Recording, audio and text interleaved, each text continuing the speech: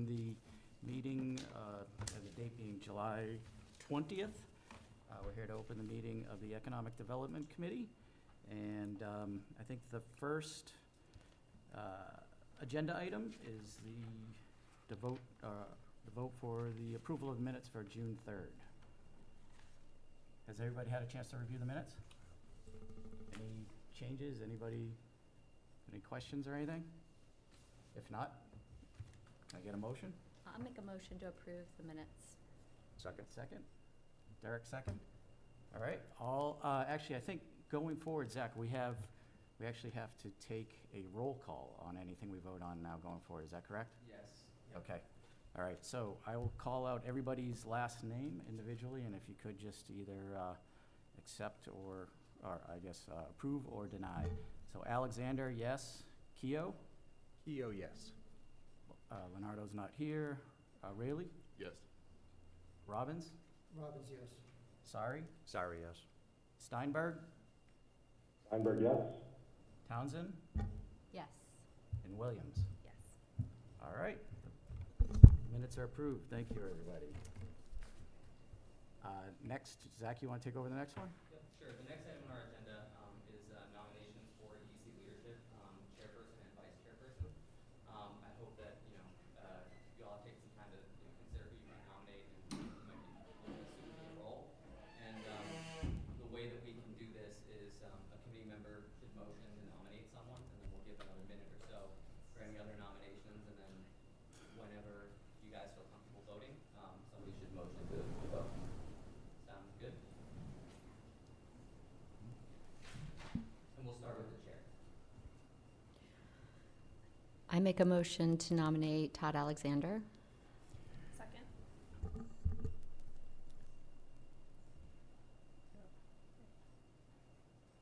Sounds good. Any other comments? Or Zach, you want to take over here? I don't know if I should be running this yet, or any other nominations or comments or anything? No? If there are no other nominations, then the committee feels confident in that nomination, that we can motion to vote, although it will be unanimous. Would someone like a motion to vote? We just vote. We just vote? Yep. You want me to do the roll call again? I'm going to abstain, obviously. Keogh? Keogh, yes. Rayleigh? Rayleigh, yes. Robbins? Robbins, yes. Sorry? Sorry, yes. Steinberg? Steinberg, yes. Townsend? Yes. And Williams? Yes. Okay, well, thank you all very much. Next on the agenda is, well, we're rolling along here. We need to do vice chair. Oh, I'm sorry, that's right. Thank you. Any nominations for vice chair?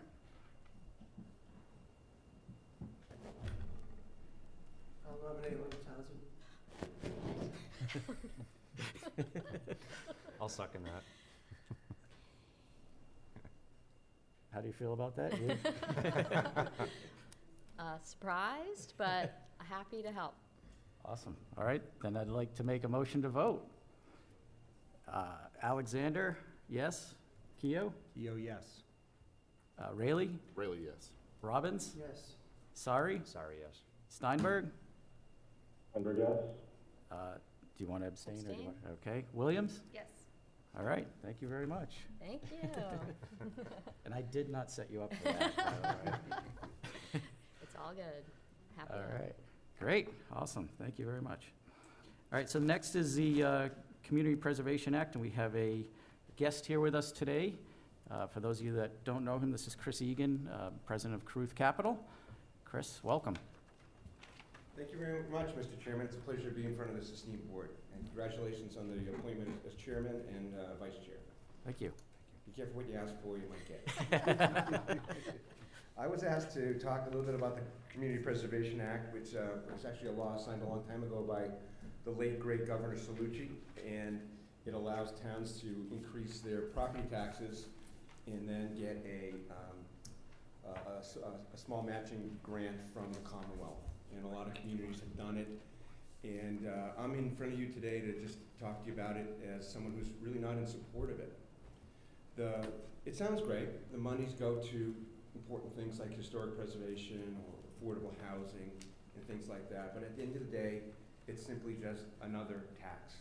It's a real estate tax. It'll go on your real estate tax bill. I recently researched what the average going price in Westborough is, and I got on Zillow, and the home value in Westborough is about $603,000. So quite a change from the day we were selling homes at Piccadilly Mill for $200,000. Todd, if you remember that. I do. Those days, a long time ago.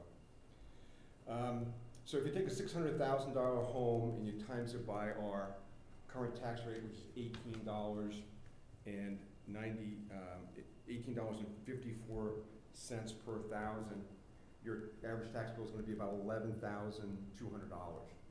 And then you add the 3% Community Preservation Act tax, your tax bill will go up about $336 a year. Now, those funds, as I said, can be used by the community for historic preservation, all good things, you know, all good taxes are it's always for the children and things like that. But in my 30 years of the town, I've never seen the town miss out on an opportunity to buy open space if we wanted to do that. I've never seen this town miss out on an opportunity on historic preservation if we wanted to do that. We would just go to town meeting, appropriate the funds, and do it. I also want to say that it also brings this town at perhaps an economic disadvantage to our competitive towns in our area. I want to make a point out that the city of Marlborough doesn't do that. And as one of the real estate people in town, I argue our biggest competition to attract businesses in town is Marlborough. And Marlborough doesn't have a Community Preservation Act. And I would like this Economic Development Committee to endorse not supporting that, the Community Preservation Act. With that, Mr. Chairman, I say thank you. I'm here for questions, or I can just sit down. All right, thank you very much, Chris. Anyone have any questions? For me, the question is, the map shows the studies of the towns that have adapted and the towns that have not adapted. Have we done a comparison to see what the benefits for those towns are versus the benefits of? I have not done that, no, Okay. no. Is that something that the exploratory committee is working on right now, I would assume? Okay, all right. What we're talking about is I passed out a Community Preservation Act, and sorry, John, I don't know if you can see it, but it's just a map from the Community Preservation Act website that shows the 351 towns and cities in Massachusetts, and it depicts which ones have endorsed the Community Preservation Act and which ones haven't. It's online. Just Google Community Preservation Act adoption.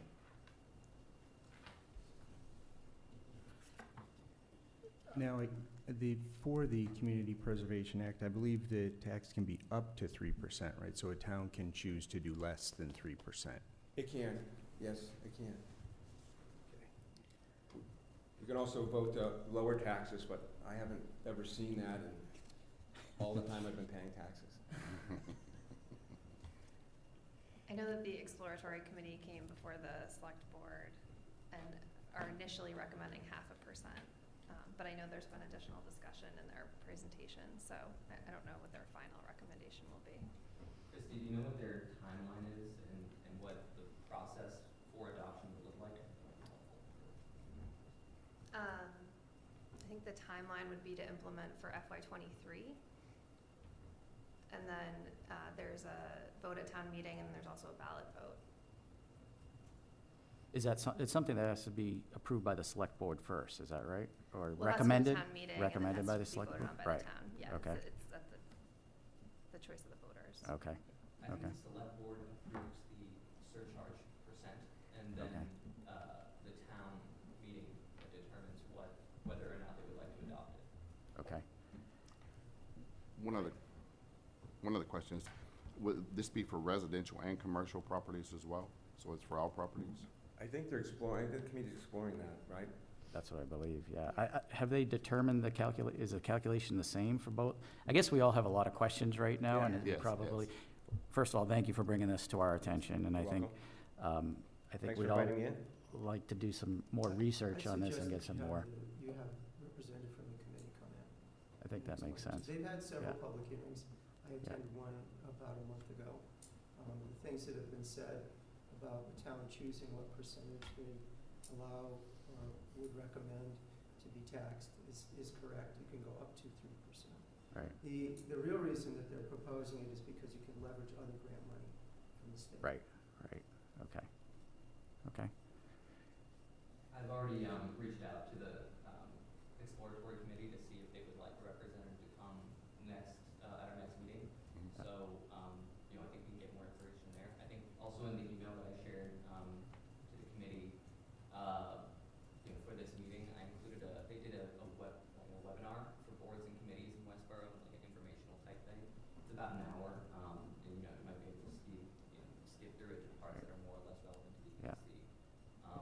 I think what also stands open for discussion is, you know, what the EDC would like to do about this, if anything, be it, you know, make a formal endorsement or, I guess, recommendation against it, recommendation Right. against to the select board, from Yeah. the open town meeting, right, or that, and what the timeframe for that should be, Right. especially if we're going to be having a representative from the exploratory committee at our next meeting. right. So my understanding is that the select board, Sean or Christie, is soliciting feedback from the public, is that right, or is that? No, They're the not. explorers, they put together the exploratory committee to do a presentation about, you know, sort of the pros and cons of the Yep. CPA. So certainly people can reach out to the select board with their thoughts on it, but the CPA is, or the exploratory committee, the purpose of it is to provide information on both sides. Okay, So that's why they held the meetings with the boards and committees. okay, all right, so, yeah, let's try and get them in here for our next meeting if we can. All right, So Chris, I know you have properties elsewhere, further down 495 and Metro West. Any communities here have enacted it where you have property holdings currently?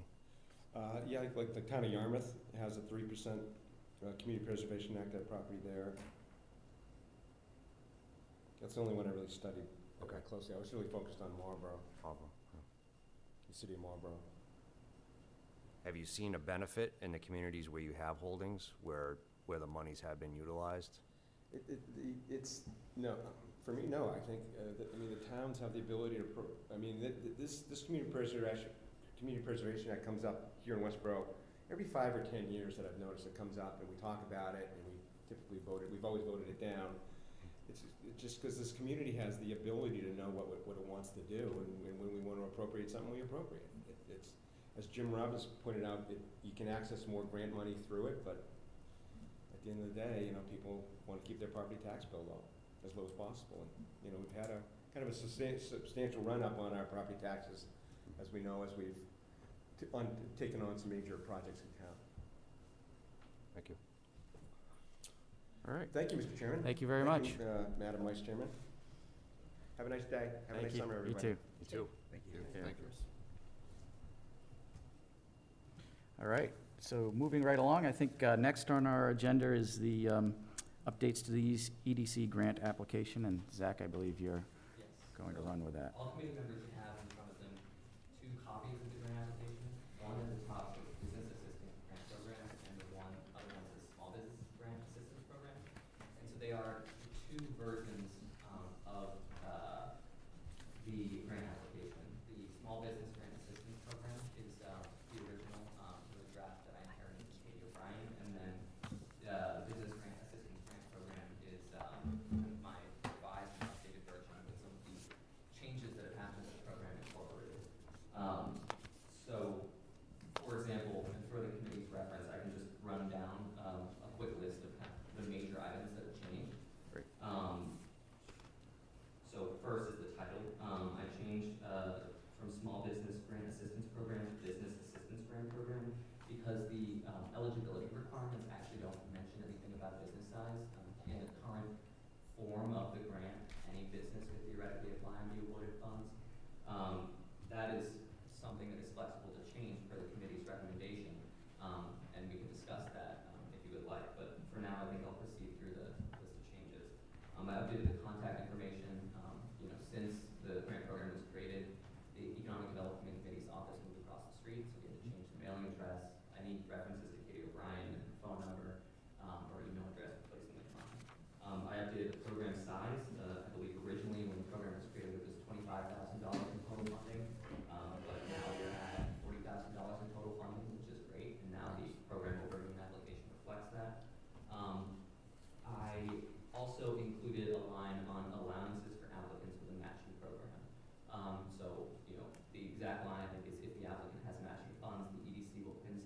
awards up to $10,000, which I believe is in line with our practice. I can also add, if you guys would like an EG, or like EG Massachusetts Vacant Storefront Tax Credit, if that would be helpful.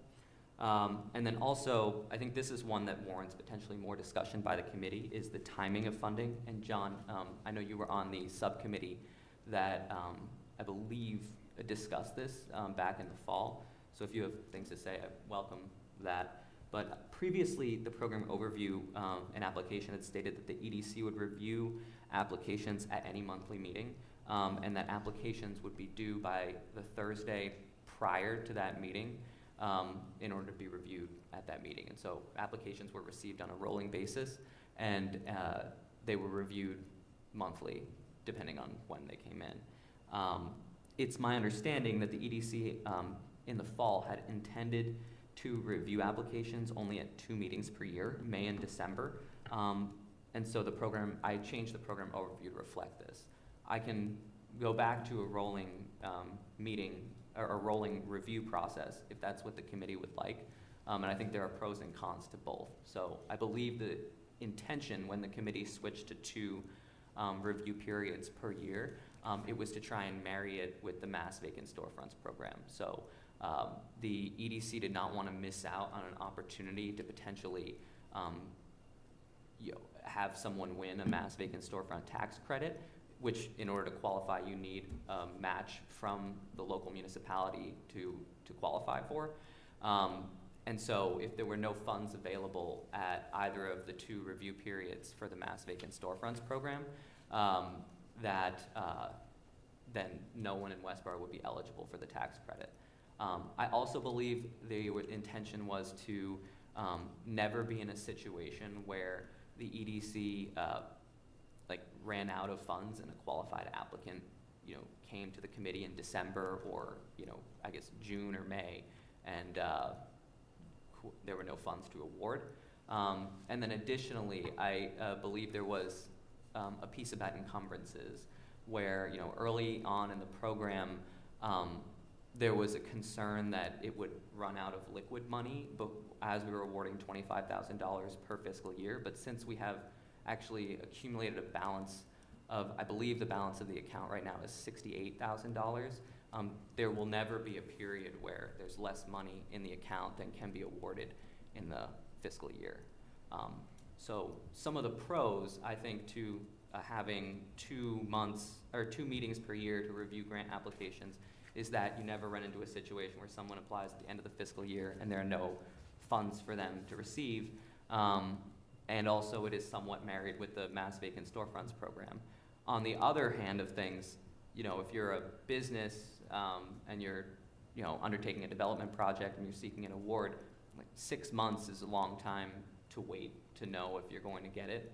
And after that period of time, the award may not be helpful, and we may run into more situations like we did with Dairy Queen, where the funds are not expended in a timely manner or for their original intended use. I also think that, to date, it's my understanding that the grant program has never expended to the full funding of the program. And so I would think that maybe that's something the committee might consider once that issue has happened, or once we are, awarding grants to the full funding of the program. And until then, it might make sense to do it on a rolling basis. Additionally, the Mass Vacant Storefront program added 2 more review periods. So originally, I think they were only reviewing twice per year, and now there are 4, quarterly review periods. So there's a little bit more opportunity there as well. But I'd be curious to know the committee's thoughts on that, and we can double back to that. The other last 3 pieces of the application that changed are the approved uses of grant funds. Per our discussion with Dairy Queen at the last meeting, I removed painting and landscaping from sign and facade improvements. I believe it was included in an EG, and then I just struck that per our discussion at the last meeting. And then I amended there's a section in the end of the application called "Please describe the intended use of funds." And I just added extra space there for the applicants, because in the past, I think people have been writing like a sentence or 2 in, pen or pencil. But I think what we're really looking for there is a more lengthy and detailed description of what they intend to do and how it's going to positively affect their business. And then lastly, I made some formatting and stylistic changes throughout, but no changes to any other content. So I'll open it up. Does anyone have any questions? Or I don't know if it makes sense to double back and discuss the timing of funding at greater length. I think all the changes that you made are great and were warranted. Thank you for taking the time to update this. I think everything looks good. I guess, unless anybody else has any other questions, I think probably talking about the timing of the funding makes sense. So if I could add a couple comments with regards to the timing, and where that stood originally versus the 2 meetings versus the rolling. And I think one of the biggest influencers there was exactly the timing for businesses. While they didn't want to run out of funds, have someone come, and them having already appropriated or authorized all the funds in a year, the access to the funds and the application for a business that's trying to open, the timing of that could be a hurdle if they have to wait potentially 6 months to get their sign approved or do something that might be integral to their process to opening their business. We didn't want this grant to be a holdup or an hindrance in any way. So that was the thought with regards to that process and going from rolling, from 2 times a year to rolling. We had discussed quarterly. I think quarterly is a good middle-of-the-road solution that can meet the needs otherwise. And then my only other comment while you have me remotely would be with regards to the matching funds. I think it needs to say matching funds or alternate matching grant funds, so that people don't say, well, I got $5,000 in my account and that will match it. I think you need to be more specific in regards to what type of matching funds we're referring to. Thank you, Great. John. I think that's good feedback. I'll be sure to incorporate that. So what do people think about a quarterly funding? Seems like it's a nice middle ground, right? And I can tell you, I don't know of any businesses that have looked at space and been open in less than 3 months. So I think that is probably sufficient from a timing perspective. Is it something we can review? My hope is that the exposure of this program and applicants goes up. I mean, this is really important work that we do. Is this a decision that we're making once, or can we review it as the applications hopefully increase? My guess is, I can't speak for all businesses, but many, it's probably going to be more of a reimbursement than they're really waiting for these funds, and they're not going to proceed with opening a business if they're not awarded these grants. What we were running into, even though we weren't receiving a ton of applications, is I think many of us felt, I was on the subcommittee that reviewed it, that we weren't even super excited about all the applications, but there weren't any others, and there was no apples to apples comparison. They were coming in one by one, and we felt we were approving them to be a supportive, community here. But again, my hope is, I just think this program is one of the most important things that we do. I'm hoping we can really raise exposure. The applications are going to come in, and then I'd love to review the applications apples to apples at the same time, and then make thoughtful decisions about what we want to do.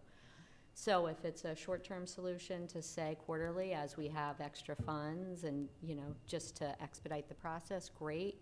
But I would love to review it as we start to come closer to expending the funds that we have.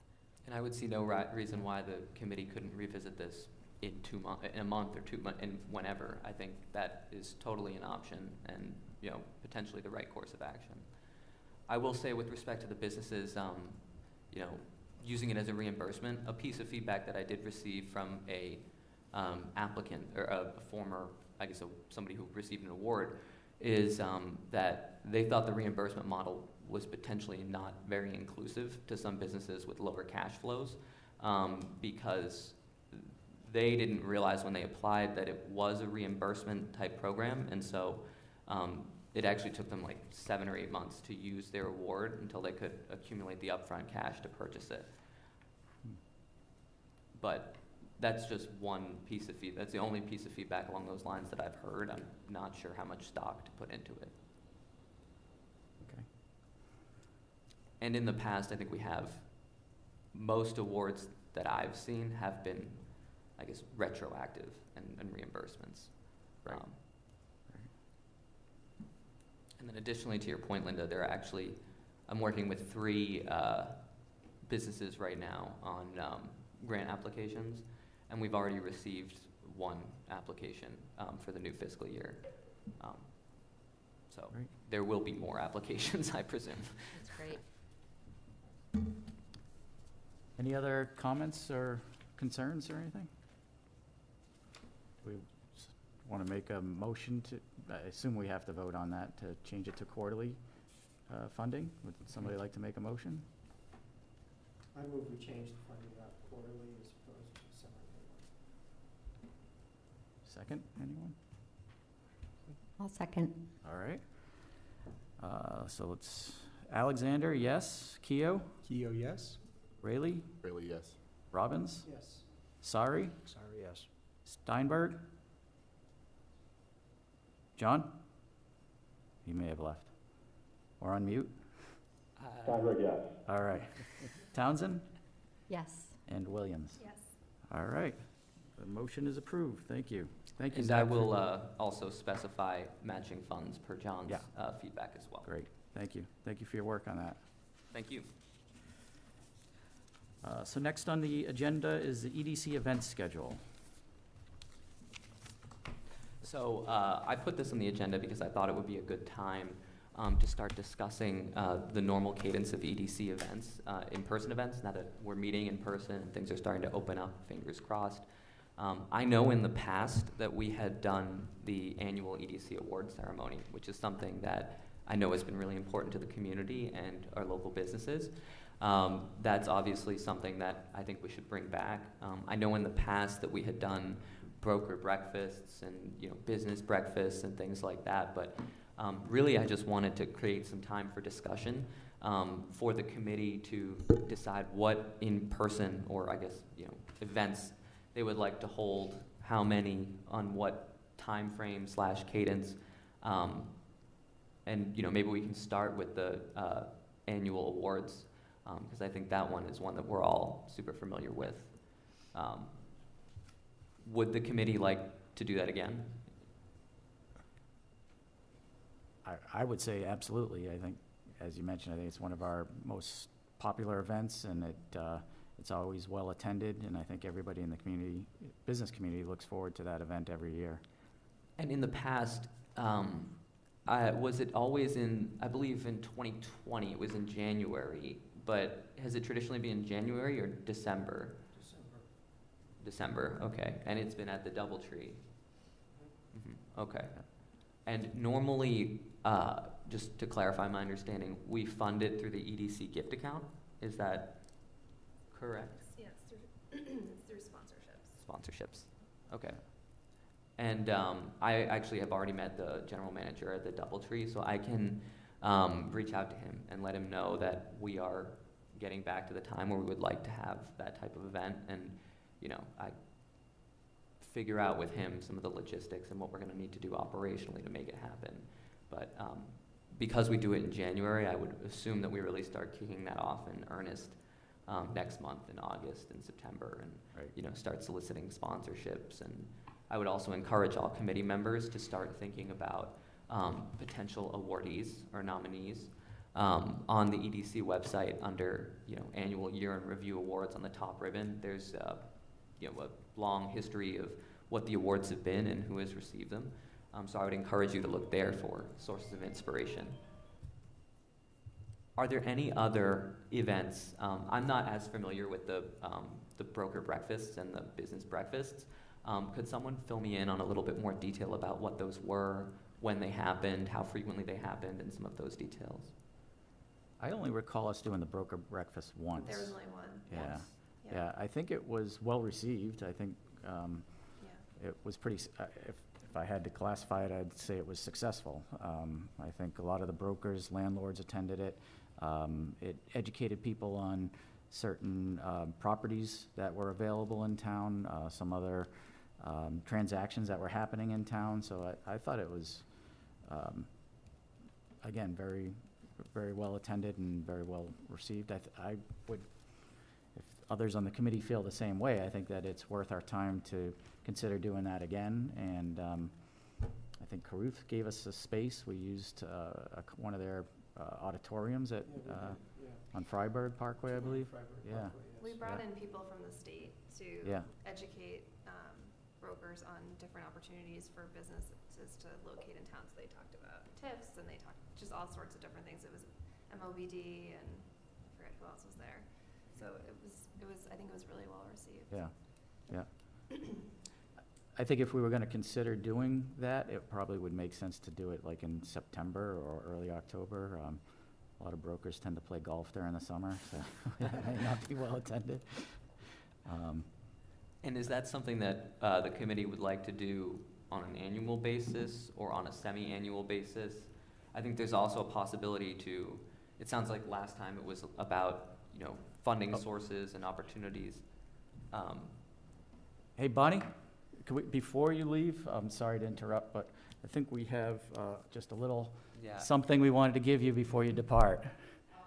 Just to thank you for your all your time and dedication to the EDC in the town of Westborough. We just have a little card we wanted to give you. Yeah. Oh, all right. Oh, sure. Thank you very much. It's been a pleasure. Thank you. Good luck. Thank you. It's a little funny to sit here and deny. Anyway, but I wish you all the best. And coincidentally, my office was just moved to Natick, from Natick to Westborough. So I will more time. Great. That's great. Wow, nice. Perfect. Yeah, so I'll be happy to work with you as an ambassador as you restructure. Great. Great, and congratulations. Great Thank you. decisions. So anyway, thank you very much. Thank you. Thank you, Bye. Bonnie.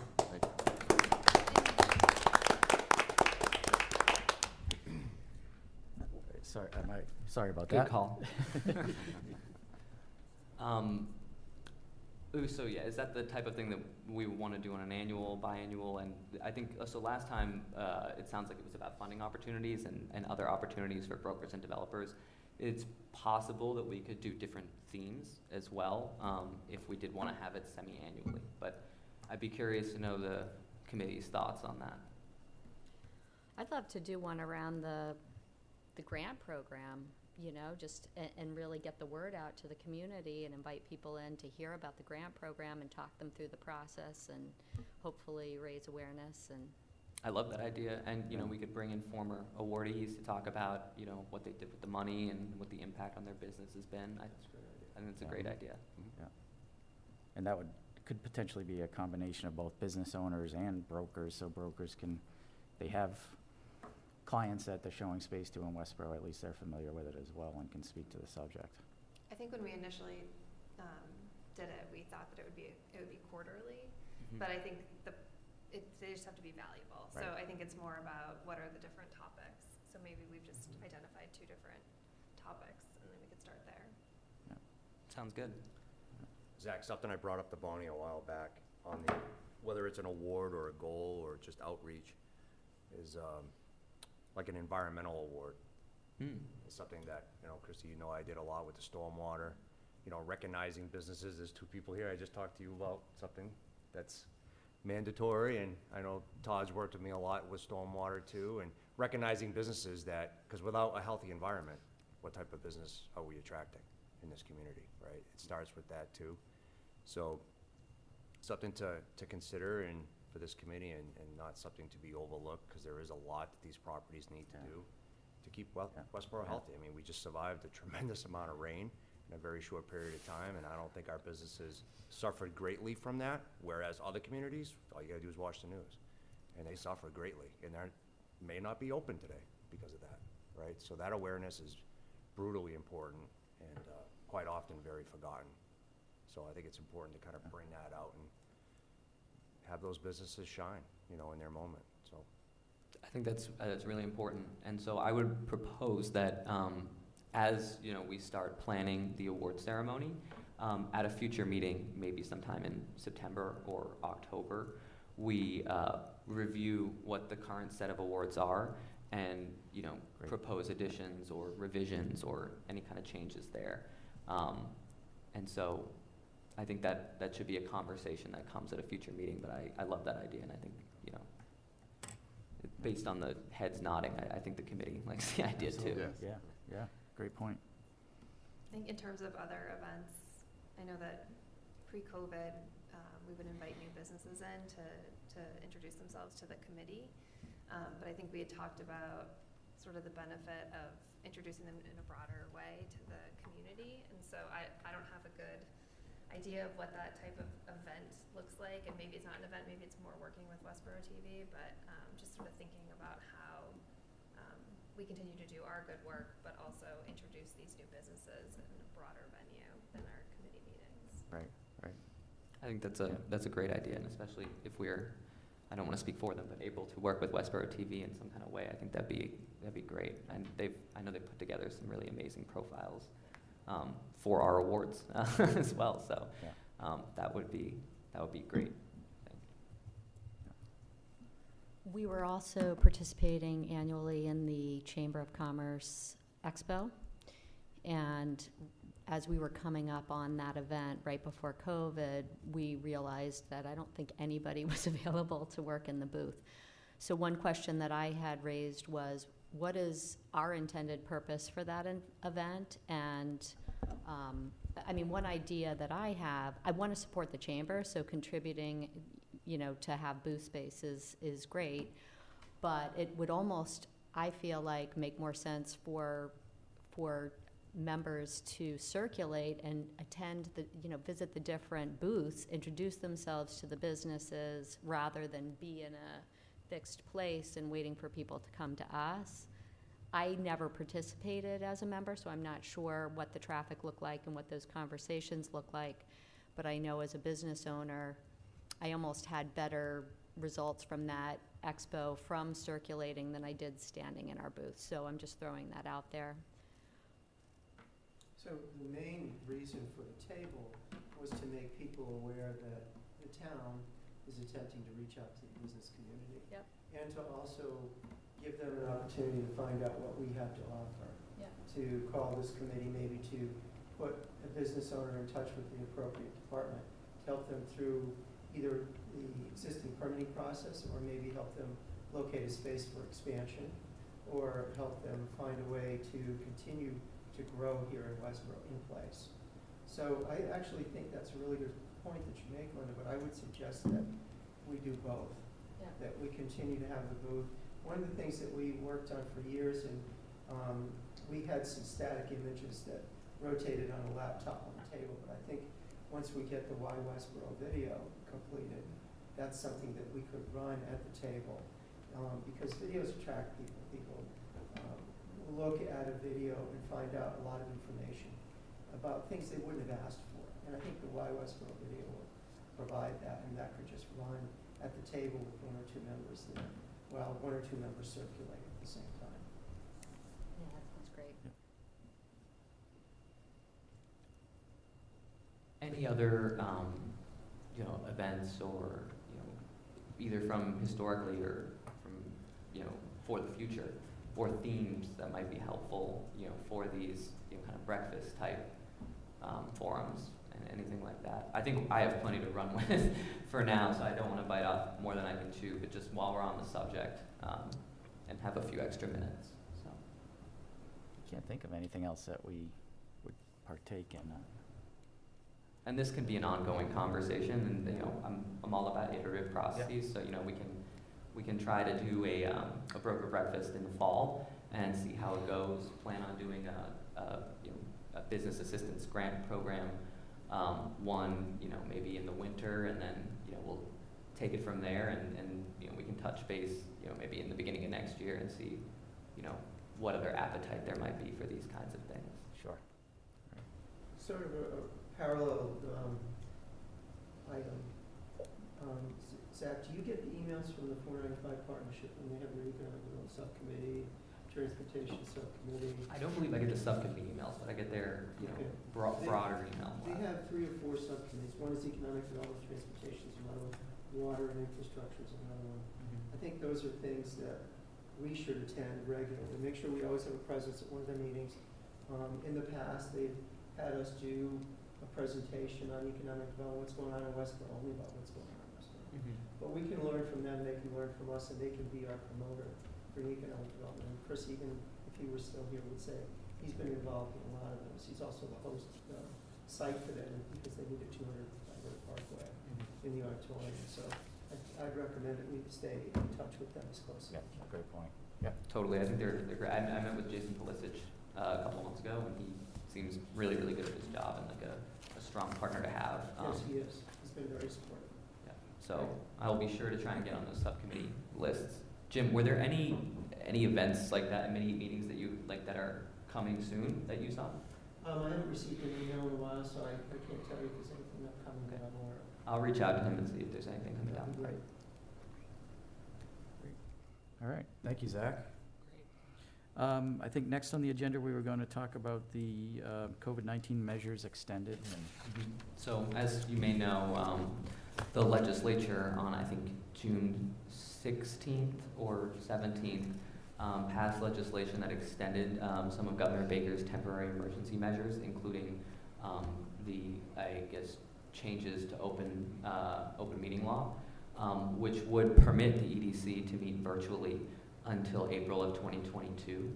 I just wanted to create some space in the meeting to let you all know that has happened and that is an option if the committee would like. Is there any appetite to go back to remote meeting, or would the committee wish to remain in person through April 2022? I would prefer to meet in person. I don't know how others feel about that, and I do like the Tuesday mornings work pretty well for me, and I'm not sure about everybody else, but I think it's, after a year of virtual meetings, I think it's nice to be face-to-face again, and as long as we can continue doing that and COVID doesn't get any worse, my recommendation or my feeling would be let's try and meet in person. Will we still have the option for guests to attend remotely? Yes. To attend remotely. That's an option always, but we haven't really used it because we haven't sort of had that technology, but Westborough TV has been really helpful. We had great success with someone presenting to the select board remotely, and that worked really well. You also have the option to meet hybrid, or we have the option to meet hybrid, so if, you couldn't get a quorum, or some people started to feel uncomfortable as we get closer to the fall, as opposed to pre-COVID, when you could have people call in, but you had to have a physical quorum. Now we have the option to meet hybrid, and so you don't have to have an in-person quorum if you can't get one. And if you are choosing to, be a hybrid attendee, please try to let me know a couple days in advance, just so that, I can let Westborough TV know that that's what we're doing instead of a Zoom link. And the posting, if we're meeting hybrid, has to have a specific verbiage on the bottom, so we would need to know prior to posting. Is it the same verbiage that appears on the remote meeting one, or is? It's slightly different, so. Okay, I'll talk to you offline Yeah. about that. Okay, so are we all in agreement? We'd like to continue to meet in person? Everybody? Okay. Yes. Great. Thanks. Great. Next on the agenda is the planner's report. Jim? Thank you. So at the planning, I'm just going to update you on some of the highlights. At our last planning board meeting 2 weeks ago today, the planning board approved 4,400 computer drive site plan approval. That was for the new Amazon last mile facility. And as you know, that site was the former site of Data General and currently the site of New York Bank Mellon. The building is less than 50% occupied currently. The building will need to be demolished and a new building built. New building will be about 200,000 square feet, a little more than that. And there will be anywhere between 200 and 400 vans. There may be more than that for the last mile facility, but the town has been guaranteed to get at least 200 of those vans registered for excise tax purposes in the town. There'll be more than 200, but 200 is the basic. You never fall below 200. That was an agreement that we made with the applicant. The town will also receive mitigation from the project. There's going to be a study done for siting a satellite fire station in town on the east side of that side of town. Also, there will be money for an infrastructure evaluation plan. The applicant is going to help us find a consultant to look at the infrastructure on the east side of town. That would include water, sewer, roadways, and our infrastructure needs. Also, to protect the neighbors, they're going to construct a 12-foot high light wall surrounding the area where the trucks come to the site so that there won't be any light intrusion or sound intrusion to the neighbors, even though the neighbors are quite at a distance from the actual working portion of the site. We wanted to be sensitive to the neighbors. Also, 1400 West Park Drive, which will be the site of the new Mass Brigham's partner, which used to be called Partners Medical Facility. That's a day surgery facility. It's 160,000 square feet. Doctor's offices on a typical day, 8 to 5. This is not a hospital that receives emergency calls, but rather it's where you go to see your surgeon and maybe have a day surgery like knee replacement or something that tell you what knee replacement's like, or other surgeries. And the town will also be receiving mitigation as a result of that. As you know, West Park Drive was approved by the planning board to extend to Flanders Road. We know there'll be additional traffic then coming to that facility by Flanders Road and West Park Drive. So the applicant is going to fund an analysis of the intersection of Flanders and East Main and provide 2 design options for a signalized intersection at Flanders Road in East Main. The town will evaluate those 2 options, choose the preferred option, and then any money left over from the $138,000 will go into the actual construction of the signalized intersection. And we already have a fund that has approximately $100,000 in it that came from the Highlands, which is at 129 East Main Street. So we're hoping that very soon after the study we'll have enough money to execute the plan. Also, lastly, the master plan is moving forward. We're in our very last stage. We've sent the plan, the implementation portion of the plan, to town departments for their feedback at the end of next week, so that the consultant can incorporate town department comments, because as you know, it's going to be the town that implements the master plan. So the town departments, the ones that are most effective, need to be able to comment on the components of the plan. We will then have public hearings with the planning board and the board of selectmen, and hope to attend town meeting in October for town meeting endorsement. That's not town meeting approval, that's town meeting support. It's non-binding.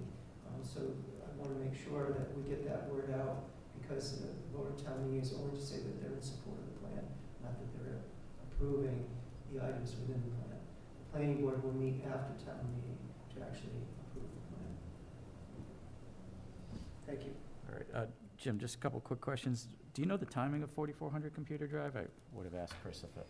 Yeah, it's too bad Chris left. As you know, Bank Mellon currently occupies the site. They need to move and then demolition. I think they wanted to start over the winter. They had hoped for December, but I don't think that's going to be possible. Okay. And then 1400 West Park Drive, I'm sorry, I may have missed it. What, did they already have site plan approval? They or did, Okay, yes. great, Yeah, I thank should you. have said that. Okay, Yeah, they both got approved the same evening 2 Okay. weeks ago. okay, great, thank you very much. Jim, I also have a question regarding 4400 West Park Drive, 4400 Computer Drive. Is the intention for Amazon to occupy the entire space, or will they be seeking subleases? It's totally a fulfillment center by Amazon. Okay. Any other questions for Jim, Jim? were there any monies left over or allocated for EMC at Flanders at East Main? No. Nothing on that one? No. There was never any EMC money. It was there was additional money from the Avalon project. That's Yeah, Avalon Flanders Road. There may be a few thousand left for that, but I really don't think so. Any other questions for Jim? All right, thank you very much. Next on the agenda is other business. Great. So we have actually, I think since we last met, 2 new businesses have opened in the downtown area. One is called Leduc Art and Antiques. They are an art and antique dealer right on Milk Street. I think their address is 5 Milk Street, Unit 3, in the arcade building. Anna and Mark have also joined the Quarter 9495 Chamber of Commerce. They seem really community and civic oriented, and I think their business is going to do well here. They've already actually sold a number of items from that storefront location. So, congrats to them and good for them. We are also expecting new business to open in the arcade building in the spot that was previously occupied by West Main Hair I think at the beginning of August 1st, I believe is the tentative date. And the business owner, Claire, has actually asked to come meet the EDC, and so I've invited her to our August EDC meeting to, just get to know everyone and find ways to get involved in the community. So we're very excited about both those businesses, and she will be opening up a collective, which is kind of like a clearinghouse for various designers and artists in that space. And I'm told that she is also very eager to expand her space should the opportunity ever arise. What was the name of the business, Zach? Of the collective? It's called Athru Designs. ATHRU Designs. And the business owner's name is Claire Gurnett. Per Fred, I don't believe there has been any movement on Burger King becoming occupied. It's my understanding that they've kind of stopped communicating very proactively. But that's there, and I think Fred is pushing on that over the next couple weeks to see what the situation is. Additionally, I have actually done a few items on the website. I've been making a large push on the website. Specifically, I've actually taken the revised version of the grant program and implemented a fillable form, so that instead of having to print out the hard copy, fill it out, or type in Adobe DC Reader, they can actually just go to the website now, and we could use a QR code to direct potential applicants there, and they can just fill out the form there, attach all the required documents that they need, and then click submit.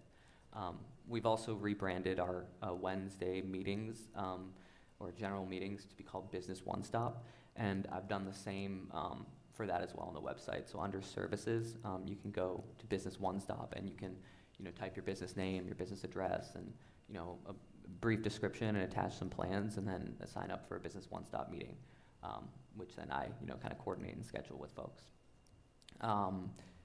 And I am also working on a social media outreach plan and policy, and I'm working to create as well. And the EDC already has a Twitter and a Facebook account, but we are also trying to create an Instagram and LinkedIn page. And so I think those will be kind of the 4 prongs of our social media strategy, and I'm hoping to have those kind of totally rolled out and underway by our next meeting. You're doing such a great job with social media. I never noticed EDC before, but now, great posts. And I knew about the things you're talking about because of your posts. And I loved your VIA post too. Thank you. I love taking the VIA. It was fun, yeah. That's awesome. Less so taking the train all the way back to Waltham, but.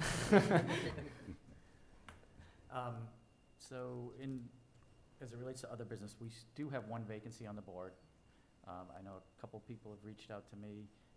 If anyone knows of anybody who might be interested, I think what they have to do is submit a letter of interest to the select board, correct? Mm-hmm. Okay. Is there a time deadline or anything that they need to deal with? Okay. All right, so just keep that in mind. The next meeting for the board is, they're meeting tonight, but then August 24th. So Okay. they could Okay. presumably appoint someone then, depending on when we get applications. Okay. Yeah, so, put the word out. If you know of anyone, it'd be great to fill that seat, and more the merrier, so. Totally.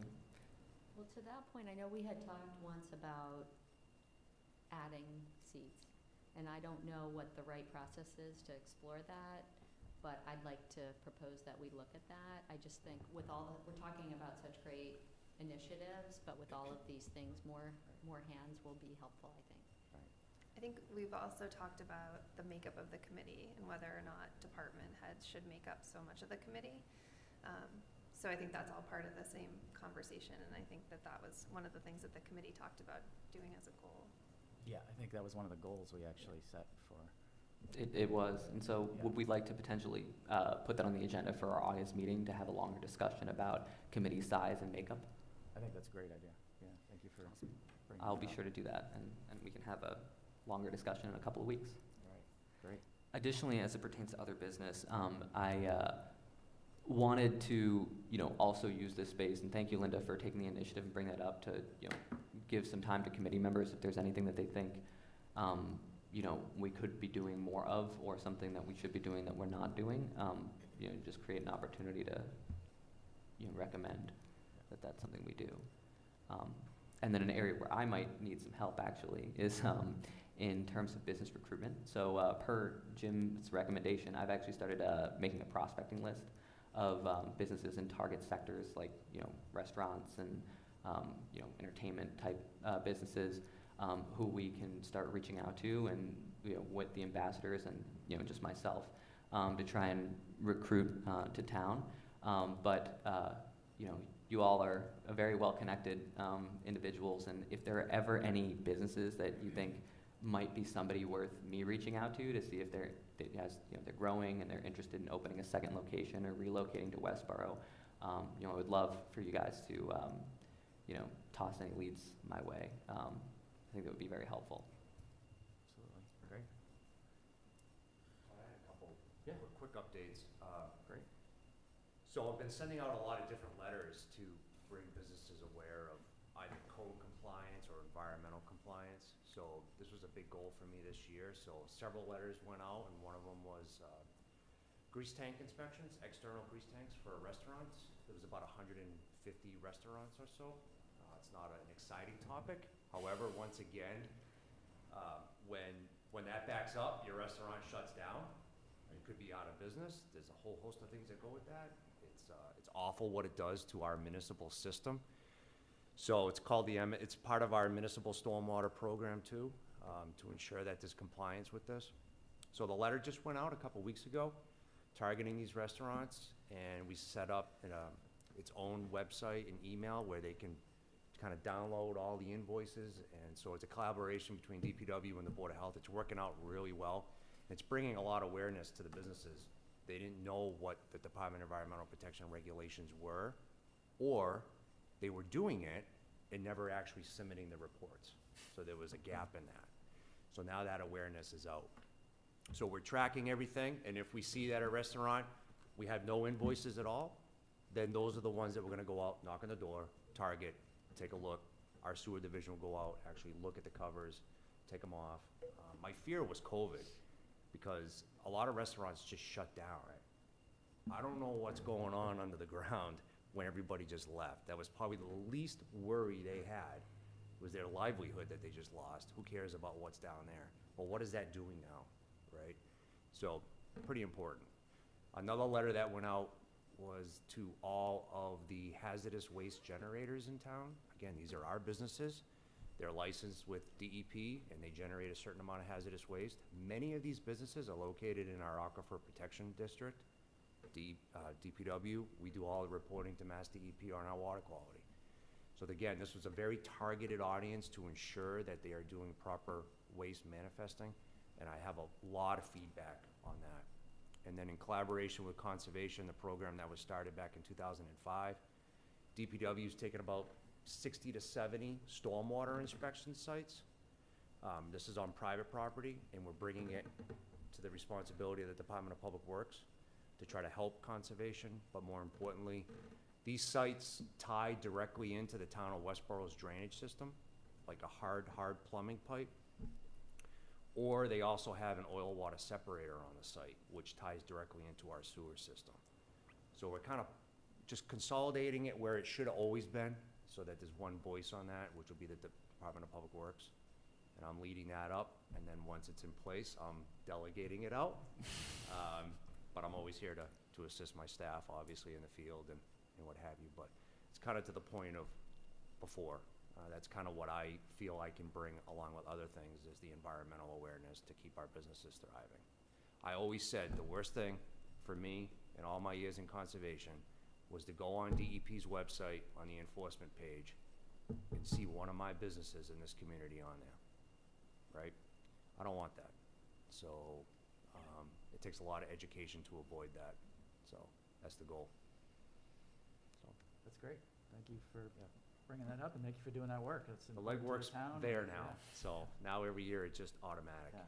Get it out the door. Yeah, so it's nice to have it automated like that, and especially with the, I know how you can download the invoices now Yeah. after, you can just catch It's a lot basically easier, clean so, up and stuff like that. absolutely. That's great. Thank you. Awesome, thank you, nice work. Anything else? Quick question for Derek. So is there a process for businesses to evaluate what green initiatives are possible and cost of those? I don't know, is that something we need to do independently, or is that a service that could be provided by your group? There's so Probably many not. ideas I've had, and I Sure. just don't even know how to go forward. I'm not sure if it's better for the other committee. Yeah, well, so Sustainable Westborough is part of the Climate Action Plan. Okay. One of sort of the arms of what they're trying to do with implementation is to help educate businesses. So I know Zach's been talking to Pete Dunbeck as the chair of that committee on how we can create that relationship with businesses. So it's not fully up and running, but that's the goal. Okay. And we're actually planning to kind of start with a pilot, if that, so to speak, where we are going to begin our outreach with businesses that we, perceive to be more friendly to environmental and sustainability issues, or that have, a history of being kind of best-in-class examples of, people who comply with, state regulations and local regulations, and, kind of test, what programs we make them aware of, and, what information we share and how we communicate it with them, receive feedback, and then iterate, and, at the beginning of next year, try and branch out to a more broader group of folks we might be less familiar with. But that's a little bit of the plan there, and I've been working pretty closely with Pete Dunbeck and Tim Kohler on that. Okay, thank Yeah, and you. on the other side, I was talking to Barney, I would be more than happy to, take some sites, I'd say Chris Egan, right? He was the first one to get the Stormwater Award. If he was willing to take one of his sites, 116, 118 Flanders Road has a lot of interesting components there, and do a site walk and have businesses come and just educate them on, you may not have this particular aspect on your property, but you have something similar, and this is what you need to do. And I'd be more than willing to do that. I told Bonnie that, because a lot of what we do, what I've seen with property managers, is they care about what their eyes see, right? From the landscaping to the so much is below grade. And once that fails, there's not enough grant money here to even begin fixing it, because it's so expensive the minute you go below grade, as you know. So it's a great opportunity, and I'm willing to do it, so, I think it's a great idea, yeah. absolutely. Great, thank you. Anything else? I actually do have one last All right. thing, which is, so Dairy Queen did not expend the full amount of their grant. They were short by $800 or so. And so they reached out to me to ask if they could use that money for something. And what I suggested to them was that they might be able to reapply for the unspent funds, because their grant contract has Right. expired on Right. June 30th. And so the funds don't exist for them to use anymore. But they are planning to reapply for the balance of their award. And I believe their intention is to use it on like a bench or something, some kind of a bunch of benches. But I just wanted to let the committee know that that's the status on that, and that we are going in that direction. Okay, And thank then you. also, regarding the Mass Economic Impact Awards, we were able to nominate two companies, Interplast and Olympus. Unfortunately, Astellas and Amazon didn't have all the components that they needed to apply, but we were able to get two in, which is Great. good. Great, awesome. All right, if no other business, if somebody wants to make a motion to close the meeting? So moved. Thank you, second? Second. All right, and I guess we have to take a vote, right? Alexander, yes. Keo? Keo, yes. Rayleigh? Really, yes. Robbins? Yes. Sari? Sorry, yes. Steinberg? Hamburg, yes. Townsend? Yes. And Williams? Yes. All right, thank you, everyone. Thank you, everyone. See you in a couple of weeks.